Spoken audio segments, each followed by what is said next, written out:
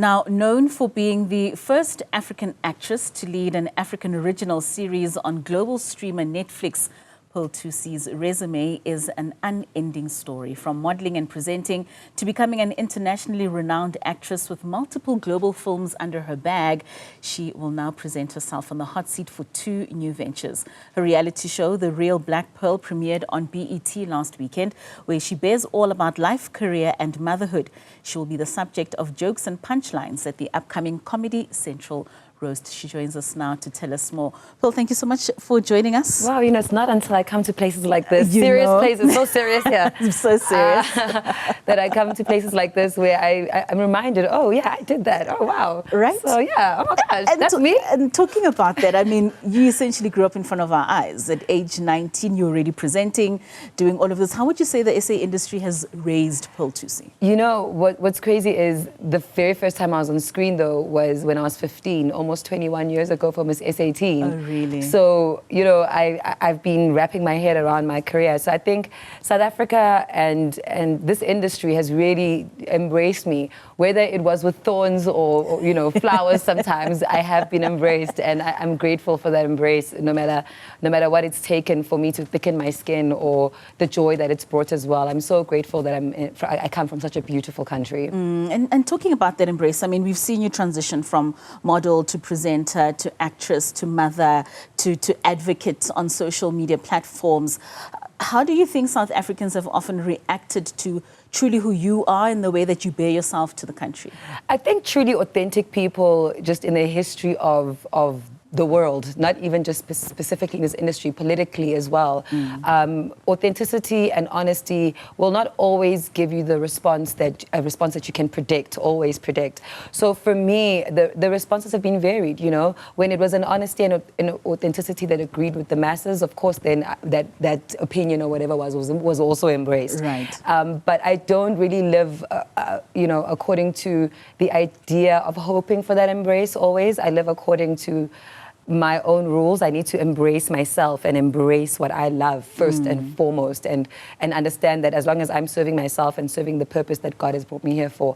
So the reactions have definitely sometimes been hurtful. The reactions have been powerful and beautiful, supportive. It's been balanced. Right. I think, yeah. And I mean, I can't imagine that it only affects you in how the rest of the country reacts to some of your comments or your stances, that you've got 2 beautiful daughters who are on the public domain. We know who they are. How do they often feel, and how do you balance these for them in how they view the world? You know, that's quite interesting. Owuhle is still quite young, so, you know, for her, it's still just like, why do people know my name that that I don't know?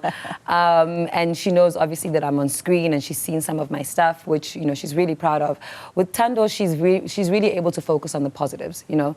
And her father was also in the limelight at some point, so she really understands, like, now I think more than anything, she's trying to figure out who she's going to be in, you know, in the bigger scheme of things. And I think part of doing the reality show is also for her to own her own identity. Part of me even doing these 2 shows and staying more in South Africa is because Tando's at a very important age. She's 17 years old. Yeah. And I feel uncomfortable gallivanting around the world at the moment. So I just want to kind of focus on her, but still be able to manage to keep things going and do things that are going to be special to me and things that I'm going to also enjoy. So yeah. Yeah. Talking about that reality show, it premiered last week. What was the response so far from audiences? Balanced. Again. Very balanced, which, I mean, for me, I understand the law of, you know, with everything there's going to be an opposite and equal reaction, you know. So whenever I experience a lot of negativity, I know there's an equal amount of positivity as well. Good. But I also always just align myself with never really being overcommitted to one or either, because people are also fickle. They can change their minds. I can be like that.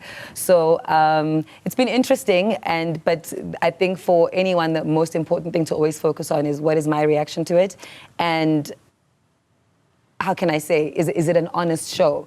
And there must just be a reaction, really. Yeah. Yeah. And what's your objective with that show? I mean, a lot of people bare their souls, they open up their lives to audiences. Sometimes it backfires, sometimes it works to the advantage of their brands. But what was it for you? You know, for me, for years, I've tried to think what would be my angle, which is why I didn't do it. And I think because I had more time to think about it, and I knew that I was going to spend more time in South Africa, then I could commit to it, you know. And when I thought about it, apart from me obviously being able to show people my brands and the things I'm working on, showing my family, what was really going to be the purpose of the show? What is the why, you know, outside of the surface things? And I looked at my life and I saw that I was going through a lot of healing, a lot of reckoning, rebuilding. And also in my motherhood journey, I've realized both myself and my daughter are in a coming of age place. You know, we're both evolving into new parts of our lives. So you see a lot of that, and that I didn't plan for. That just suddenly manifested on camera, and it's beautiful actually, because we're both very vulnerable about, you know, I'm so nervous about her leaving. You know, it's really stressful for me to understand that my daughter could decide next year she wants to go and study in Spain or Australia, which is, you know, what we're looking at. And but the main thing I wanted to focus on was the healing aspect. My family's been through a lot this year. You know, we go to Durban and have conversations about traumas that we've experienced as a family and how to heal those. And for me, I really am just trying to start a conversation about our country healing, but in the microscope of families. And I feel like if I can share the journey I'm on, whether it's my mental health, seeing a psychiatrist, seeing a psychologist, having those conversations openly, and people also understanding that everyone is having this conversation in their private spaces. But I think in how we've conquered conversations like HIV and AIDS, it's all about opening up, and it just takes one person to be fully open about it. So for me, I'm exploring my healing spiritually, medically, and I guess physically. Like you see, I show as much as I can, or as much as we can edit in. And just speaking about that healing process, and especially for Black families in South Africa, I mean, we come from a time when psychology and therapy was not an everyday thing within our lives. How important is it for you as a public figure to be able to bear that as something that you show in what's happening in your own life in order for it to be a lesson for others? I think, you mean, you know, I always hear this thing of I'm a role model when I do bad things. When I do good things, let's see what happens, you know, because for me, this is a good thing. May I be reminded then that I am a role model. And for me, like, there are roles I am going to model. And the one of the discussion of mental health and people finding healing, we know, I definitely know what, in the absence of help and therapy and understanding that there are other reasons why people behave certain ways, you know, whether it be trauma, whether it be a medically related issue, whether it be their hormones being imbalanced, there are reasons why people behave the way they do and end up leaving their children with trauma. As I work through mine, I heal my own child. And yeah. Lastly, Comedy Central Roast. You've been a part of the roast in many other roles. We saw you as a host for AKA's one, and now you're in the hot seat. Why did you take this decision? You know, first I said no, obviously, twice. And in true form, just like with Keenan's roast, he ended up calling me and being like, Pearl, you're always roasting me anyway, on the phone, in real life, and even in public. Now I'm offering you money and you don't want to do it, you know? So I ended up doing it because of that conversation. And after I said no, I sat back and I thought of the opportunities that are obviously in the roast, the opportunity to celebrate my career, all, you know, its ups and its downs in a playful way with possibly and hopefully people that I will enjoy, you know, sharing that time with. But I think more than anything, like, even to kind of, in my own way, like to honor Keenan, is I don't have a single bad memory about Keenan's roast, and I was the roast master, which means I got it like everybody else. So when I thought back to that memory, I thought, oh, okay, you know, let me do it. You know, why not? Yeah. So I guess he might have given me that bravery by giving me that opportunity. And do you know who's roasting you? I do know. But I can, you know, we're busy announcing, but currently we know I spoke to Zoto Abantu. She's coming, so she's a wild card. Busiswa is going to be pulling through. David Gao has also been announced, and he's a big part of the early part of my career, so he's going to have a lot of information that I'm worried about.